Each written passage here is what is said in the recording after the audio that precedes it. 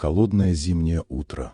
За окнами суда медленный снег, словно само время решило замереть. В зале тесно, журналисты, камеры, шум голосов. Все ждут не просто приговора, спектакля.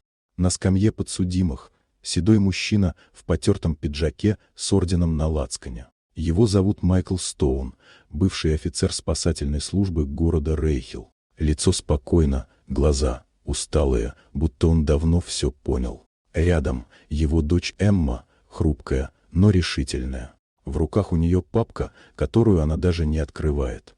На возвышении сидит судья Оливер Кент, лысеющий мужчина с холодным, как сталь, взглядом. Он говорит четко, уверенно, привык к тому, что перед ним склоняются. «Майкл Стоун», — гремит его голос, — «вас обвиняют в укрывательстве личности, подозреваемой в поджоге, где погибло 16 человек. Признаете вину?»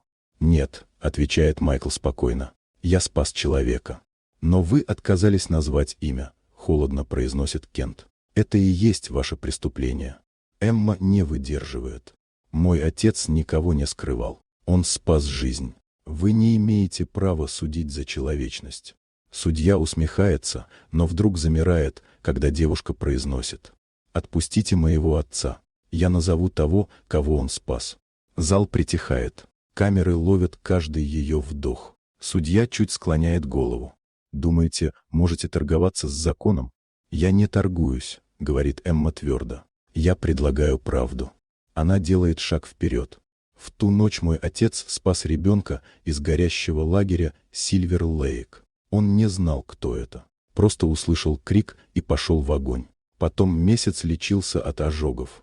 Судья щурится. «И что это меняет?» «Все», — отвечает Эмма. «Потому что тем ребенком были вы, судья Кент». В зале гул, кто-то вскакивает. Эмма достает фотографию.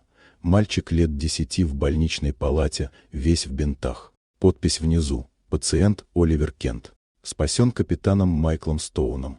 Судья бледнеет. Пальцы дрожат. «Это ложь. Я ничего не помню». «Конечно», — тихо отвечает Эмма. «Вы были без сознания. Но именно мой отец вынес вас из пламени. Без него не было бы ни вас, ни вашей карьеры». Все стихает. Судья закрывает лицо руками. Его голос ломается. Я не знал».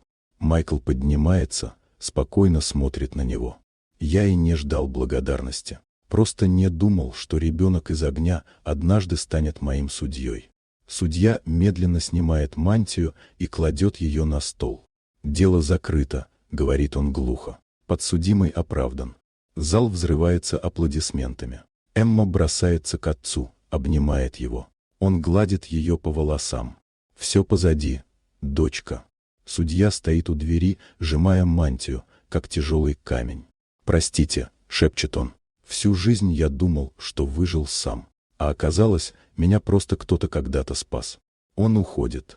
А за окнами снег все так же медленно падает, покрывая землю, будто смывая следы чужих ошибок.